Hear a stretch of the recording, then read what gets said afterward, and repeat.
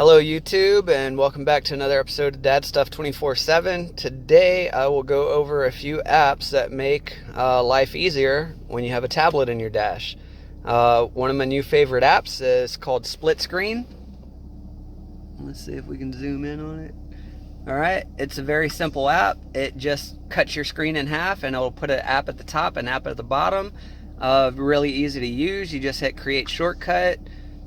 You get past the advertisements. Alright, and then you're just going to select an app for the top and select an app for the bottom and save it.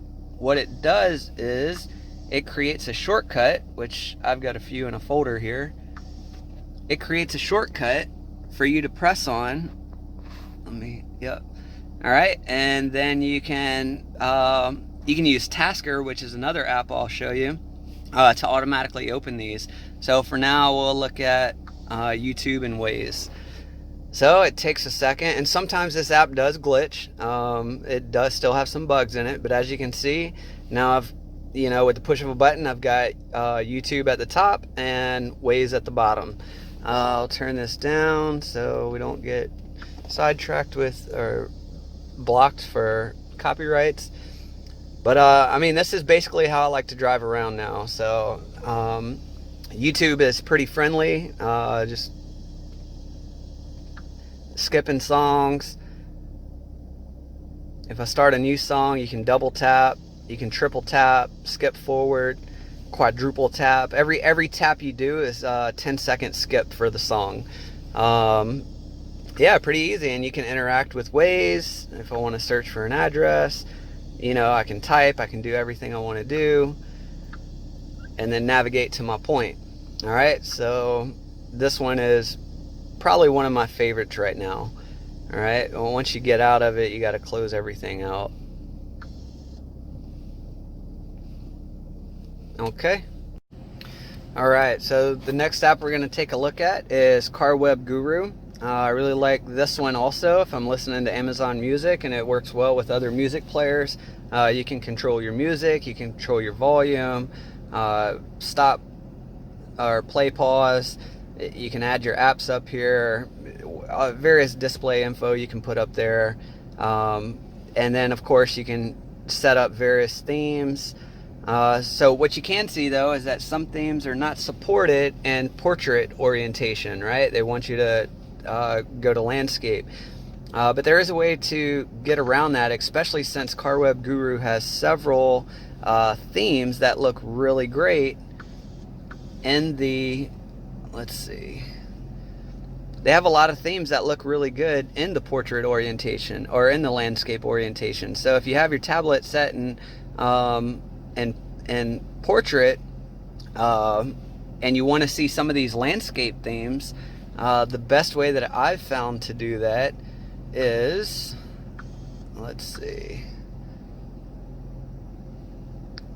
so anytime you're opening split screen, you want to make sure the app itself is closed or it glitches out every time. So now that I've got the app closed and force stopped it, I can open up, I've got a shortcut for split screen with Waze and CarWebGuru.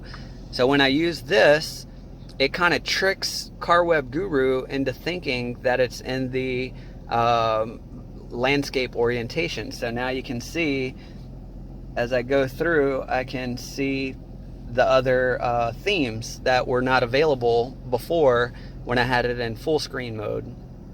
So again, CarWebGuru, you can set this up so many different ways. You go through, they've got different themes you can pay money for. They've got free themes that you can download. Premium. You can set up your own themes. And it's just a really good interactive player that allows you to play, pause music, go back and forth, use the volume, add different apps for quick access, or you can browse your apps. You got your favorites, and then you can list them all, and you can manage all that from CarWebGuru. So it's a really good interface. I like it a lot. Okay, so real quick, I'll go over music players. I know everybody probably already has their favorite, so I'll just show you what works for me. One of my personal favorites is just YouTube. I go in here and I create my libraries. You can see, 255 songs, 350 songs. I mean, you can just build them up pretty quickly, pretty easily. YouTube has about every song you can think of. It's pretty user friendly. I usually, if I'm driving just with YouTube, I'll leave it like this. You're able to skip songs pretty easily. I'm able to fast forward tracks just by double tapping, or you see the line down there. The more you tap, it skips 10 seconds forward. Pretty, all-inclusive for me for what I'm looking for. So my next one is Amazon Music. You can see I keep a widget on my home screen just for quick access, but going into it, it's the same concept. If you're an Amazon Prime subscriber, you get about 2 million songs. They have the majority of the songs that I've looked for. And again, I just create playlists. It does take some time, but the benefit of this is you're able to download these. So up here, I can go to downloaded somewhere. Genres. All right. Well, I'm blind right now, but yeah, so you can download them. So if you know you're going to be driving somewhere and you're not going to have good internet access, it's a good idea to download your playlist beforehand, and then you'll have no issues driving through those dead areas. Another one, which I haven't used just yet because I don't have any music actually downloaded on here, is PowerAmp. PowerAmp I've used on other devices, and I just got to get my music on here before I can really show you what all you can do with this. But it has an equalizer built in, very easy to use menus, and it's a really good app too. Yeah, so that's music players. Let me know what you like. All right, so one of the main reasons I've got this set up currently is because of this app, Torque. Once I saw a user with this app, I was like, I've got to have it. So that's why I went and did this entire install. Basically, I have a Bluetooth OBD2 reader plugged into my OBD2 plug, and it's connected, of course, through Bluetooth. You can go through here, find different themes, setups, and all that stuff. When you click on real-time information, you can, like I said, this is just a theme. You got several pages. For some reason, it always starts on the middle page. I need to go through and edit my gauges to just be on that middle page, so it defaults to it. But yeah, still kind of a new setup that I'm playing with. There's themes you can download for free. There's built-in themes that come with it when you download it, and then there's, of course, themes you can pay money for. You can somewhat create your own. You can modify themes. So if you download something, you can change the style, the color. You can overlap gauges or do pretty much a number of things. I'm still playing with this to get it where I want it. By no means is this finished product for me. All right, so I know this next one won't apply to everybody, but I find it very useful. It is the MyQ app. It works with your Chamberlain garage door openers if they're MyQ enabled. So what I have, I can open and close. I've got 2 garage doors. So I can open and close my garage doors. I can see the status of my garage doors. But what I like most is I've set routines. So anytime my tablet pulls away, you put a little, they show you a map and you draw a little circle around your house, So basically anytime my tablet is outside of that circle, if the garage doors are open, they automatically close.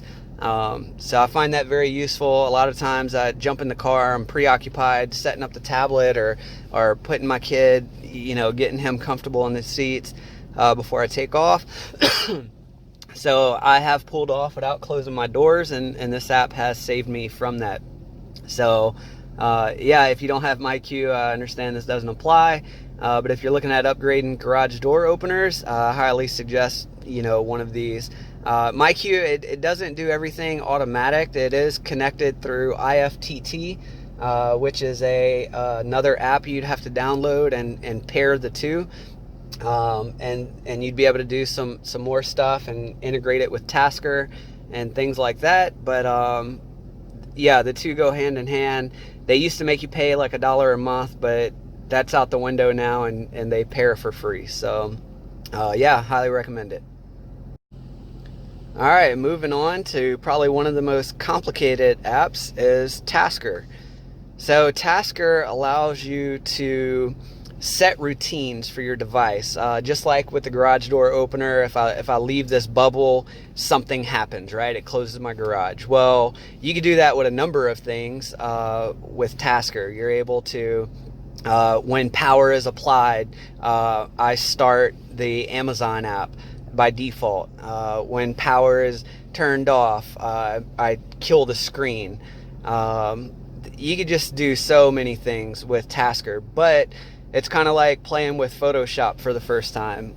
There's a little science behind it, but once you get the basics, you can build upon it pretty rapidly. Once you start understanding it, you'll understand a lot more, a lot faster as you continue to play with it and see what works and what doesn't.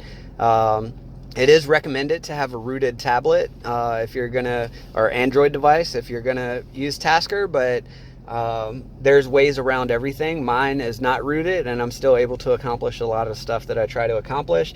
You just have to do a little bit more research and figure out ways to get around that kind of stuff. All right, and hand in hand with Tasker is Greenify. So what Greenify does is, because my tablet's not rooted, I'm unable to kill apps through Tasker whenever, say, I turn my car off.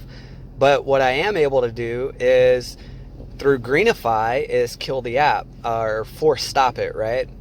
So when I kill my car and it loses power, it will show me a little sign down here that says, hey, it's killing all these apps. These are the apps that I kill, because as you know, with a tablet, just because you turn off your car and you lose the sound to your speakers, your tablet actually will continue playing music. If it's playing YouTube, it'll keep playing videos. So what I have it to do is, when I turn off my car, it turns off the screen. By turning off the screen, it triggers Greenify to kill all the apps. And that's how I get around not having a rooted tablet, but still being able to accomplish some of the things that Tasker is able to accomplish. So if your tablet's not rooted, highly recommend looking into Greenify. Okay, with that being said, that pretty much wraps up my most used apps whenever I'm in the car, or most usable apps. There's tons of apps I use, of course, but those are the most common. So, hey, if there's apps you use or interfaces you like better than the ones I've listed here, let me know in the comments down below, and I'll look into those as well. I'm still pretty new with the tablet in my car, so always looking for ideas to make my experience better as well. So if you got any ideas, let me know in the comments below. Please like the video and like my channel. Thanks for watching. Have a good one.